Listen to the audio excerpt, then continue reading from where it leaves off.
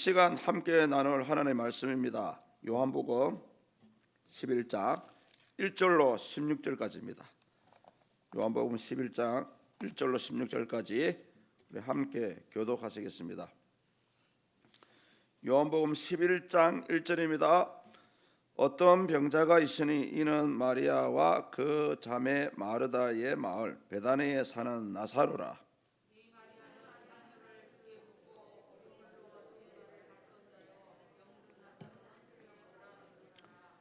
이에 그 누이들이 예수께 사람을 보내어 이르되 주여 보시옵소서 사랑하시는 자가 병들었나이다 하니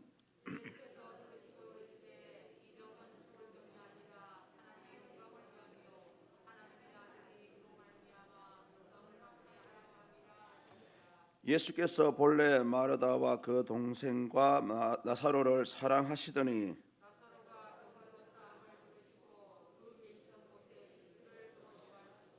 그 후에 제자들에게 이르시되 유대로 다시 가자 하시니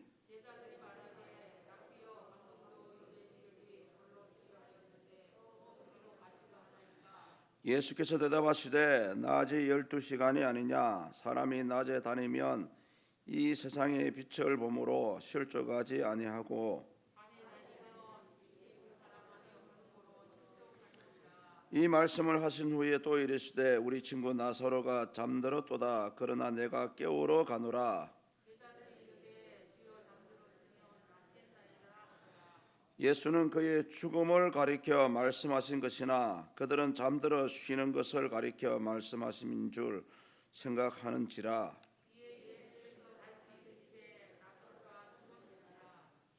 내가 거기 있지 아니한 것을 너희를 위하여 기뻐하노니 이는 너희로 믿게 하려 함이라. 그러나 그에게로 가자 하시니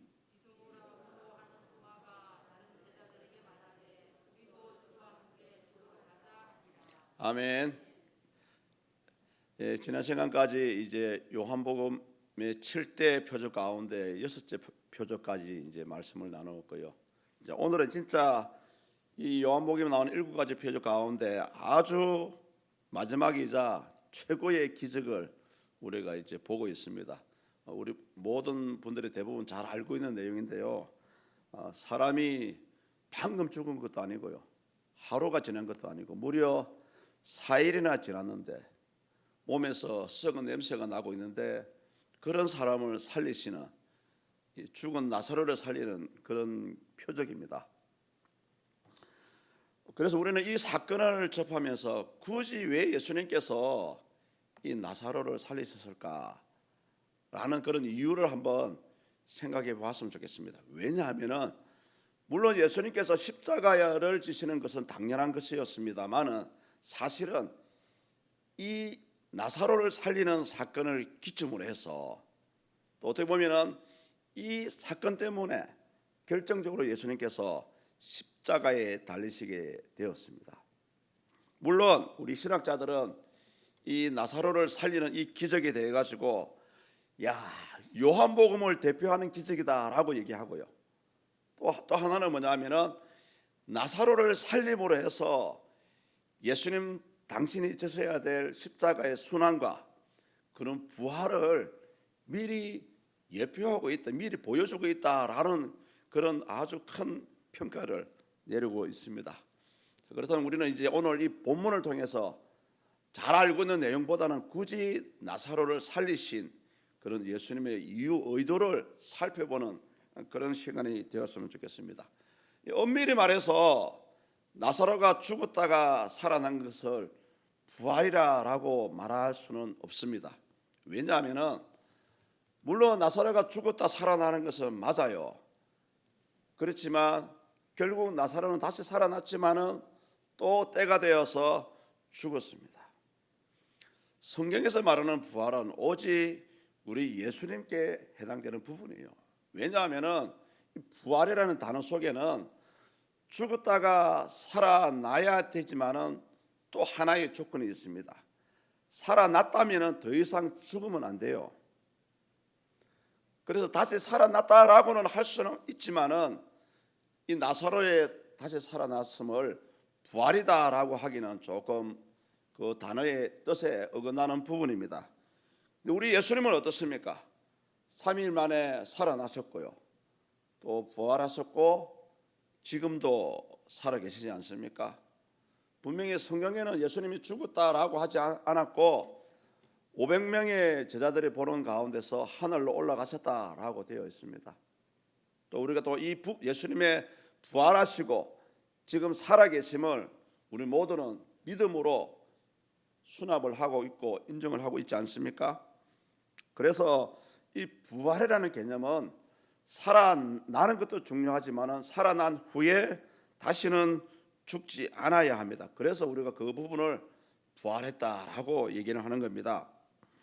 오늘날 신학자들은 이 예수님의 모든 이적 가운데 나사로를 살린 이 표적을 가리켜서 그 예수님의 공생의 기간 동안에 이 공생에 이 걸어가신 가운데 아주 가장 큰 영향을 끼친 사건이다라고 평가를 합니다.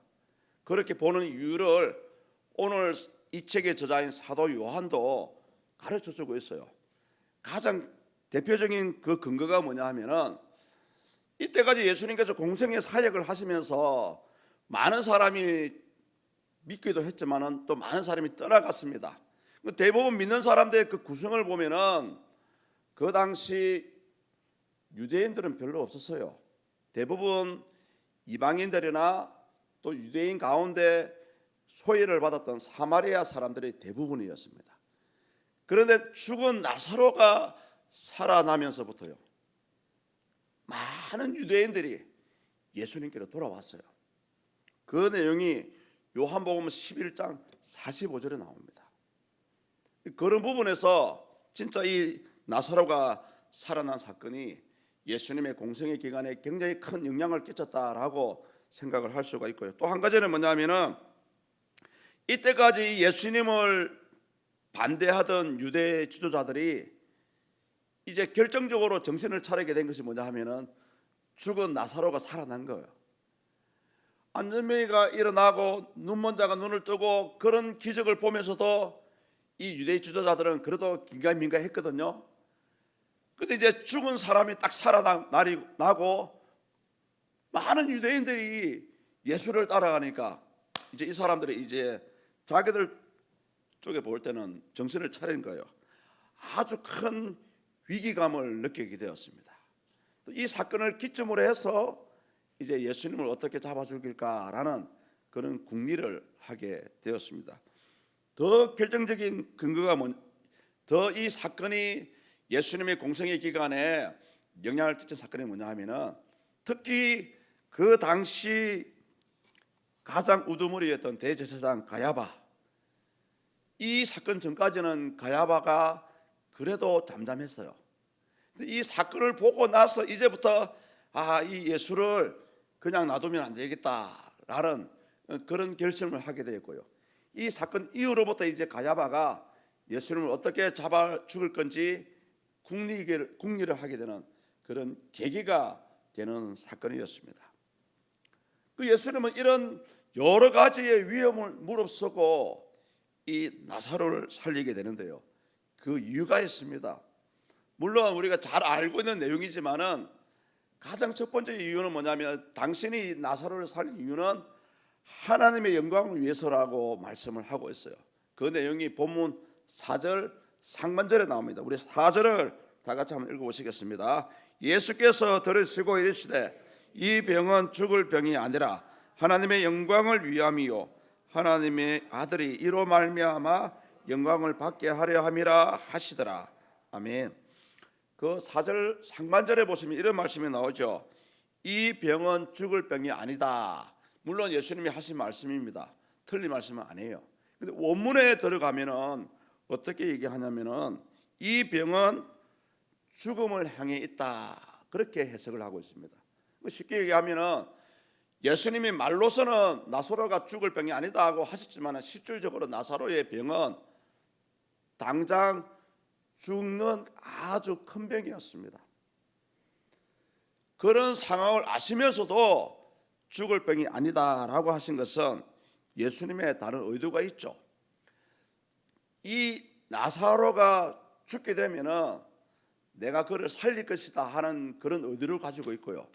또 예수님께서 나사로를 살리는 의도는 결국은 하나님의 영광을 위해서입니다. 그래서 우리 개혁주의 선두주자인 존 칼빈은 이 하나님의 영광에 대해서 뭐라고 얘기하냐면은 이 말 속에는 그리스도를 세상에 보내신 목적, 구원의 의미가 숨어 있다라고 평가를 합니다. 따라서 우리는 이 하나님을 영광을 위해서라는 이 부분에서 저와 여러분들도 한번 생각을 해봐야 됩니다. 예수님이 행하신 모든 기적들, 또 모든 말씀들은 결국은 어디를 향해 있느냐? 결국은 하나님의 영광을 위해서 있습니다. 물론 그 다음 순서로서는 사람을 위해서 있었죠. 왜요? 죄인된 사람을 구원하시기 위해서 이 땅에 오셨기 때문에 예수님은 어떠한 일을 하시고 어떠한 말씀을 하시고 어떠한 행동을 하시는 것, 그 내면 속에는 모두가 하나님의 영광을 위해서 있었습니다. 우리는 이런 원리를 로마서 8장 27절에 나와 있어요. 제가 한번 읽어 드려보겠습니다. 마음을 살피시는 이가 성령의 생각을 아시나니 이는 성령이 하나님의 뜻대로 성도를 위하여 간구하심이니라. 예수님의 모든 목적이 하나님의 영광이 있다면 저와 여러분도 마찬가지입니다. 특히 우리가 기도할 때에 분명히 하나님은 여러분들의 기도를 들어주십니다. 그러나 들어주시는 원리가 있어요. 그 원리가 뭐냐면은 하나님의 뜻대로 우리 안에 계신 성령께서도 우리를 위해서 기도를 하시는데 그 역시 우리가 원한 대로가 아니고요, 하나님의 뜻대로. 여러분 어떠한 삶을 살아가시고 어떠한 소원을 기도하시든 간에 좀 지혜롭게 하시면 돼요. 하나님, 제가 구하는 것, 제가 이렇게 살아가는 것 하나님을 영광을 위해서입니다. 또 하나님의 영광을 위해서 살아가겠습니다. 제가 열심히 직장에서 돈 버는 것도, 제가 열심히 사업을 하는 것도, 물론 개인적으로는 우리 개인을 위해서 사는 거잖아요. 그렇지만 하나님 큰 목적으로 봤을 때는 이것이 하나님의 영광이 되기를 원합니다 라고 그런 믿음으로 고백하시고 살아가시면 됩니다. 그것이 바로 여러분 하나님의 영광입니다. 많은 분들이 어떻게 하면 하나님의 영광을 위합니까? 라고 생각을 해요. 여러분 멀리 있지 않습니다. 여러분이 행하는 믿음으로 행하는 아주 사소한 것도 결국은 하나님을 영광을 위했습니다. 복음서에 나와 있잖아요. 예수님께서 뭐라고 얘기하십니까? 물 한 잔 대접하는 것, 물 한 잔 대접하는 것도 하나님의 영광을 위한다고 말씀해 있어요. 다음 이유가 뭐냐면은 그 4절 하반절을 보시면 또 좀 약간 어려운 말씀을 하고 있죠. 하나님의 아들이신 예수님 자신의 영광을 위해서다라고 말씀합니다. 4절 하반절을 보십시오. 하나님의 아들이 이로 말미암아 영광을 받게 하려 함이라 하시더라. 아멘. 사실 이 나사로를 살린 사건은 단순히 본문에 보면은 나사로를 물론 사랑하셨습니다. 나사로를 사랑하시기 때문에 사실은 나사로를 살려주신 게 아니에요. 예수님의 목적은 뭐냐? 이 사건을 통해서 당신이 하나님의 아들이시고 하나님이 보내신 메시아라는 것을 보여주시기 위해서 이 일을 하셨습니다. 원래는 있잖아요. 하나님의 창조 사역은 오로지 성부 하나님의 고유한 권한이었습니다. 어떻게 보면은 사람을 죽이고 살리는 것도 하나님의 권한이었습니다. 그럼에도 불구하고 예수님께서 하나님 대신에 죽은 자를 살리는 이런 기적을 베푸시고 있죠. 그것은 뭐냐? 바로 예수님 당신이 하나님의 대리자, 지난 시간에도 말씀드렸지만 하나님의 대리자이기 때문에 이 일이 가능했던 거예요. 이에 대한 성경적 근거가 나와 있어요. 빌립보서 2장 11절입니다. 빌립보서 2장 11절에 이렇게 말씀하고 있죠. 모든 입으로 예수 그리스도를 주라 시인하여 하나님 아버지께 영광을 돌리게 하셨느니라. 여기서 이 원문에 보면은 예수님이 원하시는 영광은 뭐냐? 바로 당신이 당하실 십자가의 순환, 이 순환을 미리 얘기하고 있는 부분입니다. 자, 그렇죠. 예수님께서는 이 땅에 오신 목적이 영광을 받으시기 위해서 사실 오신 게 아니에요. 저와 여러분들을 위해서 십자가에 달리셔야 됩니다. 자, 십자가에 달리시려면 결국 나사로를 살려야만 했습니다. 왜냐하면 나사로를 살려야 당시 유대 지도자들이 당신을 시기하고 당신을 죽일 것이기 때문에 하나의 절차였어요. 그리고 이 예수님의 계획대로 십자가에 달리시는 그런 순환을 당하셨습니다. 예수님께서 십자가의 순환을 당하시고 죽으셨기 때문에 어떻게 보면은 이것이 바로 예수님의 영광이다라고 얘기할 수가 있습니다. 요한복음 12장 16절을 보십시오. 이렇게 나와 있습니다. 제자들은 처음에 이 일을 깨닫지 못하였다가 예수께서 영광을 얻으신 후에야 이것이 예수께 대하여 기록된 것인가 사람들이 예수께 이같이 한 것임이 생각났더라. 아멘. 이 부분에 대해서 존 칼빈은 뭐라 그러냐면은 이렇게 얘기합니다. 하나님께서 아들을 통해서 자기 자신을 알리신 것이다. 결국은 나사로를 굳이 살릴 필요는 없었는데도 불구하고 살리신 것은 하나님의 결국은 영광을 위해서 살리게 하셨다는 거죠. 이것은 뭐냐면은 예수님 자신이 구원의 길이라는 것을 우리에게 가르쳐 주고 있습니다. 오늘 우리 여러분 보십시오. 유대교도 하나님을 믿습니다. 이슬람도 하나님을 믿어요. 자기들 말로는. 캐톨릭도 하나님을 믿습니다.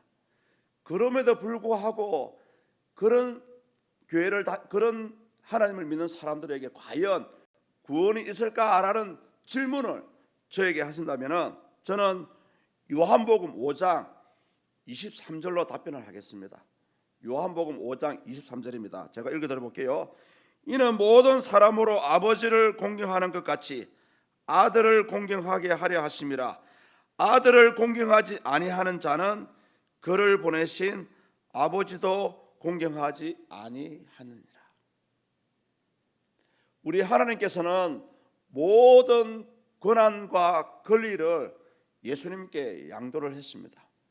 구원의 길도 마찬가지입니다. 하나님을 물론 우리가 하나님을 믿는다 하지만은 구원의 길은 하나님의 독생자 예수 그리스도를 믿어야만이 구원을 받을 수 있다는 것을 요한복음 5장 23절에서 말씀하고 있습니다. 그래서 여러분 우리가 이런 예수님을 부정하는 사람들에게 굳이 그 신앙적인 다툼을 할 필요가 없습니다. 다만 이 구절을 읽어드린다면은 이 구절 안에 모든 답변이 다 들어가 있습니다. 예수 그리스도 안에서 예수를 믿어야만이 구원이 있다는 거죠. 마지막 이유가 있습니다. 그것은 뭐냐면은 본문 15절에서 말씀하시는데요. 제자들의 믿음을 굳게 하시기 위해서 나사로를 살리는 그런 기적을 행하셨습니다. 우리 15절을 다 같이 한번 읽어보겠습니다. 내가 거기 있지 아니한 것을 너희를 위하여 기뻐하노니 이는 너희로 믿게 하려 함이라. 그러나 그에게로 가자 하시니. 아멘. 예수님은 나사로가 병들었다는 소식을 듣고 이틀이 지났어야 베다니로 올라갔습니다. 사실은 예수님께서 이렇게 행동하신 이유가 있어요. 물론 예수님을 따라다니는 12제자들도 예수님을 통해서 기적을 행했습니다. 병든 사람을 일으키기도 했고요. 근데 문제는 뭐냐면은 예수님께서 사역을 하시면서 틈틈이 제자들에게 내가 십자가에 달릴 것이고 내가 3일 만에 살아날 것이다 라는 이런 메시지를 많이 던졌습니다. 근데 문제는 뭐냐 하면은 제자들이 그런 예수님의 메시지를 깨닫지는 못하는 거예요. 죽은 자가 어떻게 살아나지? 생전 처음 그런 소리를 듣다 보니까 제자들이 그 말을 믿지 않는 거예요. 예수님의 말씀임에도 불구하고 믿지를 않았다는 것입니다. 그래서 예수님께서는 이 제자들을 깨우치고 싶었어요. 열두 제자들조차 물론 예수님을 믿었습니다마는 부활하신 예수님, 그것을 믿지 않았다니까요. 여기서 이 믿음은 구체적으로 예수님께서 보여주고 하는 바로 부활의 신앙을 얘기합니다. 당시 열두 제자들 이 복음서에 보면은 예수님이 사흘 만에 살아났었고요, 또 제자들을 만났습니다. 실제로 제자들이 예수님을 만났음에도 불구하고 예수님을 믿지 않았어요. 부활하신 예수님을 믿지 않았다니까요. 오늘 본문 16절을 보십시오. 이 디두모라 하는 도마의 말을 통해서 우리가 얼핏 알고 있어요. 도마가 뭐라고 얘기합니까? 우리도 주와 함께 죽으러 가자. 분명히 예수님께서는 죽은 나사로를 살리러 가자라고 얘기했음에도 불구하고 제자들은 어떻게 생각하냐면은 이제 예수님께서 이제 유대로 올라가면은 우리 모두 다 죽는구나라고 생각을 했던 거죠. 실질적으로 예수님께서 잡혀가셨을 때에 예수님의 모든 제자들이 예수님을 떠나버렸습니다. 다 도망가지 않았습니까? 심지어 예수님의 제자인 베드로 역시 예수님을 부인하는 그런 모습을 보여주었습니다. 예수님께서 살아나서 가지고 제자들을 여러 번 만났습니다. 심지어 도마도 만났죠. 그런데 그 이후에 제자들의 행동이 생각났습니까? 부활하신 예수님을 만났음에도 불구하고 제자들은 엉뚱한 행동을 했다니까요. 예수님께서 뭐라 하셨냐면은 내가 3일 만에 살아날 텐데 갈릴리에서 만나자라는 약속을 하셨어요. 자 보십시오. 요한복음 마지막 장인 21장을 보십시오. 21장 3절에 보면은 부활하신 예수님을 믿었음에도 불구하고 엉뚱한 행동을 하는 모습이 나옵니다. 제가 한번 읽어드려 볼게요. 시몬 베드로가 나는 물고기 잡으러 가노라 하니 그들이 우리도 함께 가겠다 하고. 아멘. 이 베드로가 이 말을 할 때에 이미 제자들은 두 번이나 예수님을 만났습니다. 부활하신 예수님. 그런데 베드로는 그걸 안 믿은 거예요. 오로지 그 사람들의 생각에는 예수님이 십자가에 죽었다라는 그런 생각만 가지고 있었던 것입니다. 여러분, 이런 제자들의 모습에서 여러분들의 신앙도 한번 살펴봐야 됩니다. 물론 여기 계신 분들은 안 하겠지만 오늘날 교회를 다니시는 분들 중에도 사실은 이 부활에 대해서 반신반의하는 사람들이 있어요. 가장 극단적으로 보여주는 사람들이 바로 여러분 자유주의 신학자들입니다. 자유주의 신학자들 가운데 어릴 때부터 자기 부모가 목사였고요, 어릴 때부터 교회를 다니는 사람들 많아요. 좀 생소한 이름이지만은 칼바르트라든지 몰트만이라는 사람들도 자기 부모들이 목사였어요. 이 사람들은 뭐라 하는지 압니까? 하나님은 믿어요. 그런 또 예수님께서 십자가에 죽었다까지는 믿습니다. 그런데 예수님의 부활을 인정하지 않아요. 왜 그런지 아십니까? 나의 생각으로 봤을 때, 내 이성으로 봤을 때는 절대 그럴 수 없다는 거죠. 오늘 이러한 모습들이 교회 안에서 일어나고 있다는 말씀입니다. 많은 분들이 그냥 나사로가 살아났구나라는 그런 기적만 보지 마시고요, 부활을 시키러 가는 예수님의 모습 가운데 예수님을 따라가는 12 제자들조차도 이 부활에 대해서 반신반의했다는 사실입니다. 그러나 예수님의 부활은 사실이고요, 모든 자의 구원을 완성해주는 그런 마침표와 같은 사건이지 않습니까? 오늘 저와 여러분들은 이 나사로가 살아난 사건을 어떻게 바라보십니까? 오늘 또 예수님께서 기적을 행하셨네 라고만 생각을 하면은 이 말씀이 우리에게는 아무 의미가 없어요. 왜 예수님께서 굳이 나사로 그냥 죽으면 되잖아요. 왜요? 그것이 하나님의 섭리입니다. 사람이 이 땅에 태어나서 나이가 들고 때가 되면은 죽는 것은 당연한 거예요. 그런데도 예수님께서 나사로를 살린 것은 나사로를 사랑하기 때문에 아닙니다. 그거는 하나의 단편적인 부분이고요.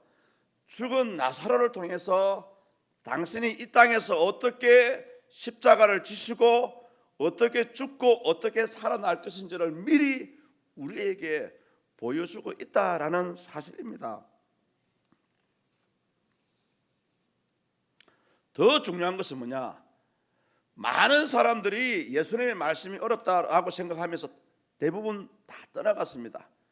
그나마 남은 사람들이 이 예수님의 12 제자들이었어요. 이 예수님의 핵심 제자들조차도 사실은 죽은 나사로를 살리러 가자라는 말씀을 오해를 했다는 거죠. 이제 우리도 이제 죽으러 가는구나라는 그런 엉뚱한 생각을 하고 있다는 거죠. 사랑하는 성도님들, 많은 사람들이 교회를 다니면서 이러한 삶을 살아가고 있다는 거예요.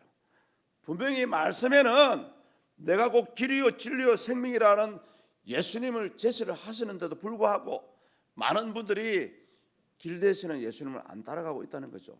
교회 안에서. 어떻게 보면 이 성경은, 오늘날 성경은 물론 불신자를 향해서 구원의 손길을 펼치는 말씀입니다만은 사실은 어떻게 보면은 택함받은 사람들이 이 땅에서 어떻게 살아갈 것인지를, 또 어떻게 살아가야 되는 그런 방법을 가르쳐 주는 것이 이 성경 말씀이에요.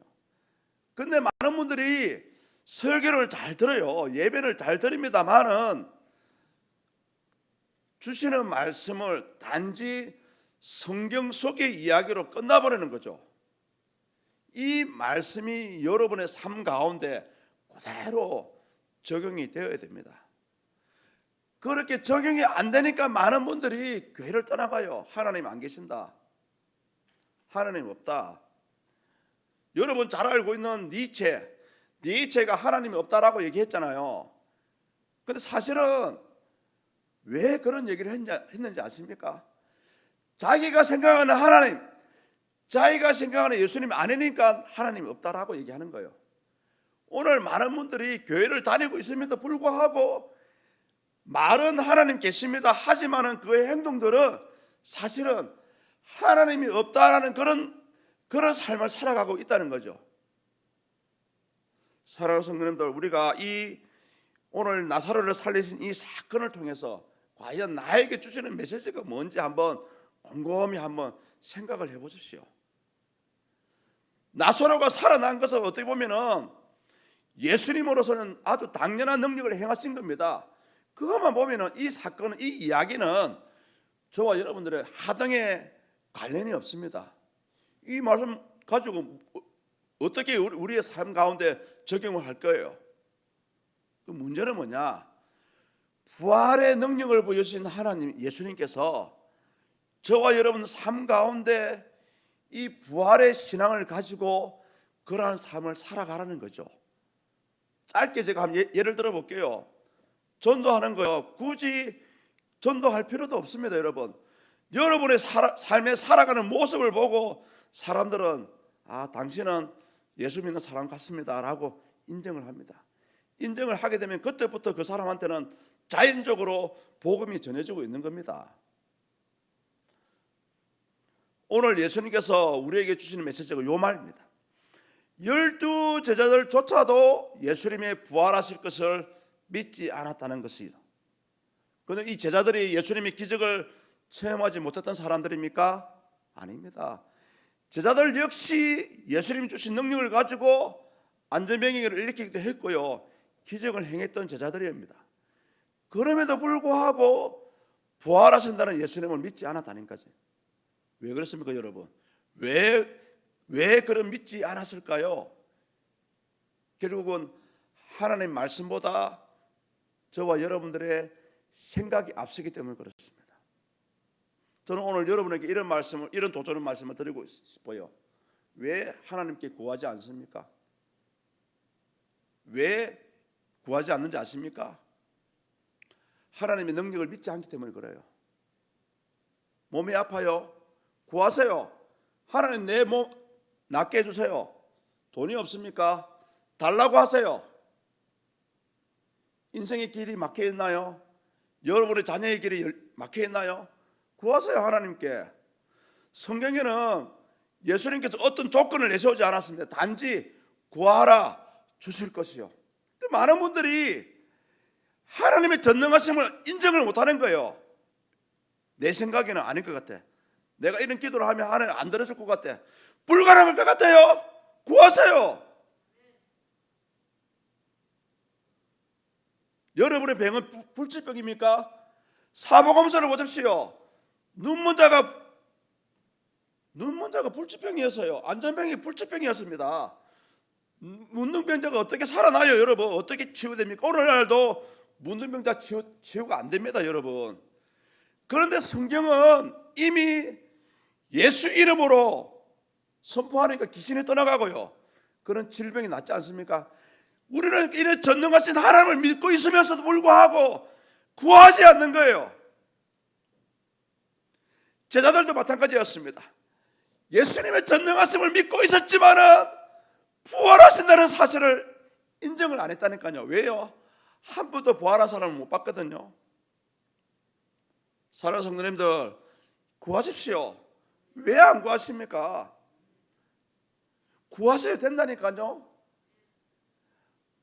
여러분 마음속에 안 된다는 생각을 다 없애버렸어요. 없애야 됩니다. 하나님 아버지라 부르죠. 집에 가면 우리 성도님들이 이제 아빠하고 엄마시니까 자녀들이 아빠하고 엄마한테 어떻게 합니까? 무조건 달라 그러잖아요. 엄마 아빠가 호주머니에 돈이 있든지 없든지 다 손을 내밀어요. 주세요. 바로 요겁니다, 여러분. 하나님 아버지께 달라 하는데 조건이 없습니다. 그냥 달라고 하면 돼요. 달라. 하나님 주세요. 많은 분들이 안 구합니다. 왜요? 우리 하나님 돈이 없을 것 같아가지고, 능력이 없을 것 같아가지고. 오늘 제자들의 모습이 그랬다니까요. 사랑하는 성도님들, 그냥 단편적인 부분만 생각하지 마시고요. 오늘부터 한번 구해보십시오. 이것이 오늘 어떻게 보면은 이 나사로를 살리는 메시지 자체가 사실은 나사로를 예수님을 따라가는 제자들조차도 나사로가 살아날 것이라는 생각을 1도 하지 않았습니다. 여러분 보십시오. 다음 시간에 나오겠지만 나사로가 무덤 속에 있을 때에 4일이나 지났고요. 붕대를 징징 감았는데 몸이 썩어 문드러지는 냄새가 났다고 성경에 나와 있습니다. 그런 시체가 어떻게 살아납니까, 여러분? 그때의 예수님, 그때의 하나님, 지금의 하나님과 다릅니까? 많은 분들이 그것을 놓치는 거예요. 사랑하는 성도님들, 이제 구하십시오. 뭐가 필요합니까? 하나님 손에 모든 검은 보화 다 있습니다. 저는 이 말씀을 준비하면서 이렇게 이 말씀을 생각을 했습니다. 우리 성도님들은 어떻게 생각할지 모르겠지만은 이 부활의 예수님을 믿지 않았던 제자들의 모습에서 과연 이 모습이 어쩌면 오늘을 살아가는 저와 여러분들의 생각이 아닐까, 저 역시도 예외가 아니고요, 아닐까라는 생각을 해봅니다. 사랑하는 성도님들, 오늘 말씀 가운데 이 부분에 대해서 한번 깊이 묵상해 보시고, 과연 여러분들이 그런 이 제자들과 같이 부활을 믿지 않는 그런 상태에 있는지, 아니면 불가능하지만은 하나님이 전능하시니까, 하나님이시니까, 여러분 우리 신의 조건에 보면은 전능하지 않으면 신이 아니다라고 합니다. 신학적으로요. 하나님은 전능하신 분입니다. 여러분 구하세요. 믿으라는 말과 여러분, 구하는 말과 어디가 더 어렵겠습니까? 어디가 더 쉽겠습니까? 불신자들에게 믿으라 하면은 굉장히 어려워요. 그런데 여러분 한번 보십시오. 한번 실험해 보십시오. 내가 당신에게 믿으라 소리는 안 할게. 다만 내가 당신을 위해서 당신이 필요한 것이 있다면 내가 이 시간 기도를 해드리겠습니다. 그래도 될까요? 하면 여러분 19명은 다 기도해달라 그럽니다. 19명은 다 기도해달라 그런다니까요. 자신들이 절에 다니고 있으면서도, 여러분 사랑하는 성도님들, 우리 하나님은 절대 여러분들이 구하는 거 무시하는 분이 아니에요. 많은 분들이 기도를 주저합니다. 왜요? 그냥 내 기도 해봐야 하나님 안 들어주신다, 이 생각이 박혀 있는 거예요. 사랑하는 성도, 아닙니다. 절대 우리 하나님은 무능력한 하나님이 아닙니다. 지금도 살아계시고 당신의 택한 자에게 마치 죽은 나사로를 살리는 그런 기적을 보여주고 싶어 하시는 분들이, 보여주고 싶어 하는 분이 우리 하나님입니다. 사랑하는 성도님들, 주 예수 그리스도 안에는 절대 불가능이 없습니다. 오늘 죽은 나사로를 살리러 가시는 그런 예수님의 모습을 통해서, 믿지 않는 불신하는 제자들의 모습을 통해서 혹여 우리도 그런 상황이 아닐까라는 그런 삶을 한번 돌아봤으면 좋겠고요. 그런 생각이 드신다면 이제부터는 그런 생각을 내려놓고, 어떻게 보면은 하나님 앞에서 저와 여러분들의 생각은 아무 필요가 없습니다. 제가 그걸 무시하는 게 아니고요, 예수 그리스도 앞에서는 절대적으로 저와 여러분들은 마치 무언가를 엄마 아빠를 바라보면서 무언가를 기대하는 자녀들의 눈빛, 자녀들의 마음으로 하나님을 바라보시면 되는 거예요. 그렇다면 예수님의 부활도 믿어지고요, 지금도 살아계신 하나님, 눈에 보이지 않지만 살아계신 하나님이 믿어진다는 거예요.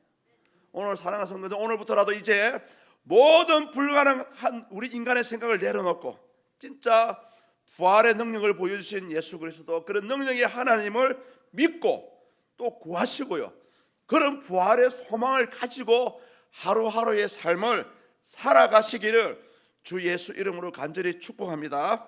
아멘. 이제 우리 다 같이 한번